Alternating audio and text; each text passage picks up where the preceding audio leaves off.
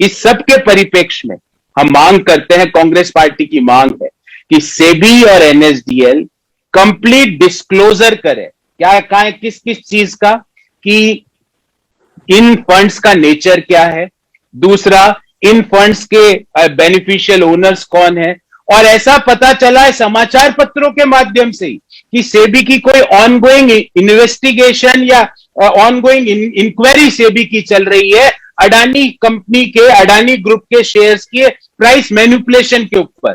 तो उसके ऊपर अभी तक क्या क्या जानकारी आई है, क्या क्या इश्यूज उन्होंने फाइंड आउट किए हैं, ये देश के सामने रखे। ये भी देश को बताएं कि इन 3 एफपीआई के कौन से अकाउंट फ्रोजन हुए हैं और कौन से नहीं हुए हैं, ये भी देश को बताएं। और अगर जो प्राइस मैनिपुलेशन की अडानी ग्रुप के ऊपर सेबी की इंक्वायरी चल रही है, जैसा कि समाचार पत्रों से हमें ज्ञात हो रहा है, उस इंक्वायरी के आधार पे अगर उस इंक्वायरी में कुछ प्रमुखता से कुछ बातें सामने आती है, तो हम मांग करते हैं कि भारत सरकार इमीडिएटली एनफोर्समेंट डायरेक्टरेट को यह केस ट्रांसफर करे और एनफोर्समेंट डायरेक्टरेट देश के सामने ये रखे कि ये कौन ओनर से किनका पैसा लगा हुआ है। कहीं ये ऐसा तो नहीं हुआ कि राउंड ट्रिपिंग करके पैसा वापस देश में लाने की एक प्रक्रिया की जा रही है। ये सारे सवाल देश इन सारे सवालों का उत्तर चाहता है।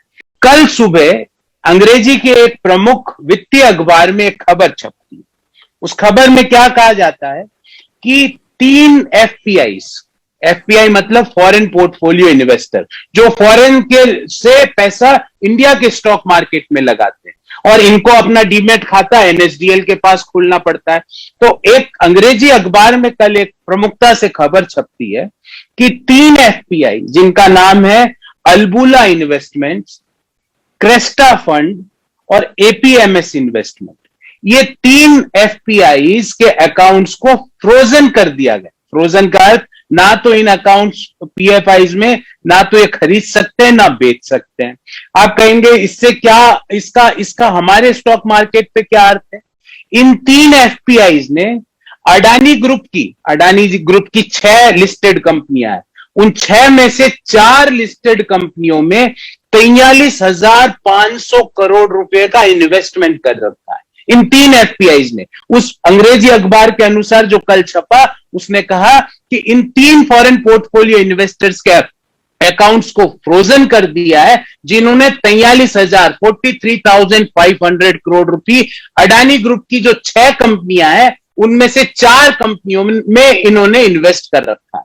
43,500 करोड़ कोई छोटी रकम नहीं है, होती है। छोटे मोटे स्टेट का तो सालाना बजट होता है और बड़े स्टेट का भी, राज्य का भी, देश के, उसका लगभग आधा बजट 43,500 करोड़ रुपया होता है। तो 43,500 करोड़ इन्होंने इन्वेस्ट कर रखा। अब देखिए, अब यहां से स्टोरी चालू होती है और यहीं से मैं आपको चाहता हूं आप पूरे केस को समझें।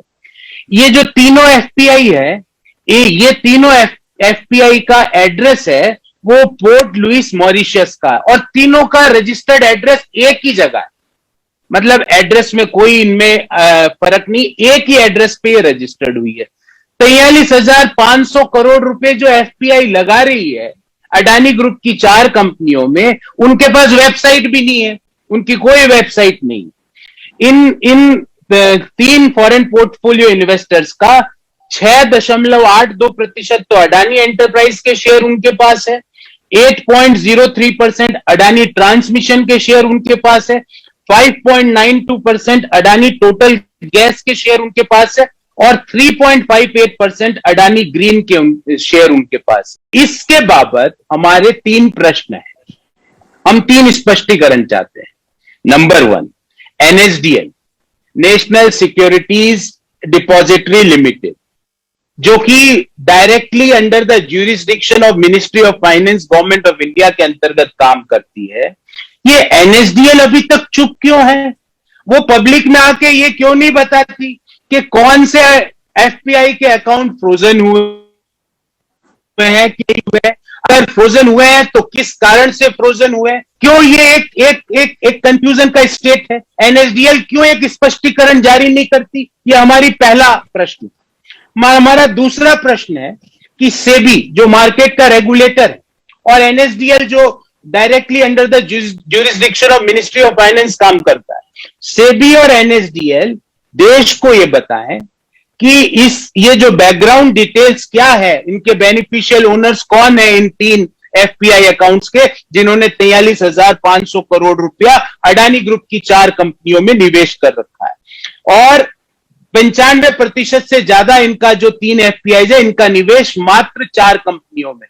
तो इनके बेनिफिशियल ओनर्स कौन है, and what have SEBI and NSDL, अभी तक सेबी और एनएसडीएल ने क्या क्या चीजें इन फंड्स की पता लगाई है, कौन इनके बेनिफिशियल ओनर्स है, उसके बारे में देश को जानकारी दे। तो पहला हमने मांग करी कि एनएसडीएल ये बताए कि ये अकाउंट्स फ्रोजन हुए या कि नहीं हुए, क्योंकि अडानी एंटरप्राइज का एक बयान आता है कि भाई ये अकाउंट फ्रोजन नहीं हुए हैं, उनके पास ऐसी जानकारी है। एनएसडीएल मुख्य दर्शक क्यों बन के बैठा है। दूसरा, सेबी और एनएसडीएल ने अभी तक इन फंड्स की बैकग्राउंड चेक किया हो तो इनके बेनिफिशियल ओनर्स कौन है, देश के सामने रखें। और तीसरा बहुत महत्वपूर्ण सवाल हम पूछना चाहते हैं कि अभी तक अडानी एंटरप्राइज इन फंड्स की ओर से जवाब दे रहा है, ये फंड्स जिन्होंने अपना पैसा इन कंपनियों में लगाया है वो चुप क्यों है।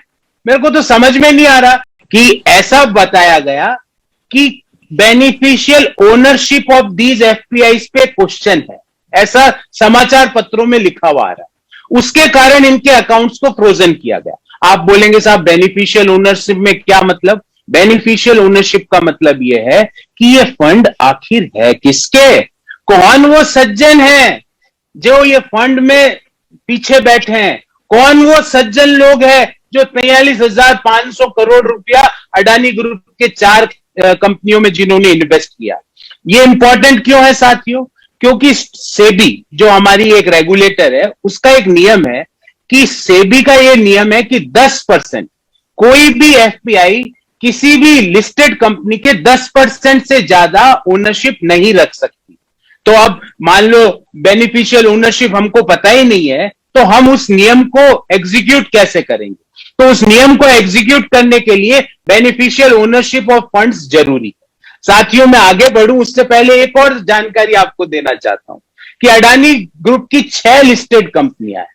पिछले 1 साल में जब आपकी, मेरी, आपके छोटे भाई की, मेरी बड़ी बहन की या तो नौकरी गई, या नौकरी में जो सैलरी का कट हुआ, या जो हमारी टेक होम सैलरी है वो कम हुई, उस दौरान पिछले 12 महीने में अडानी ट्रांसमिशन, जिसमें इस एफपीआई का इन्वेस्टमेंट है, उसके 669% शेयरों में बढ़ोतरी हुई।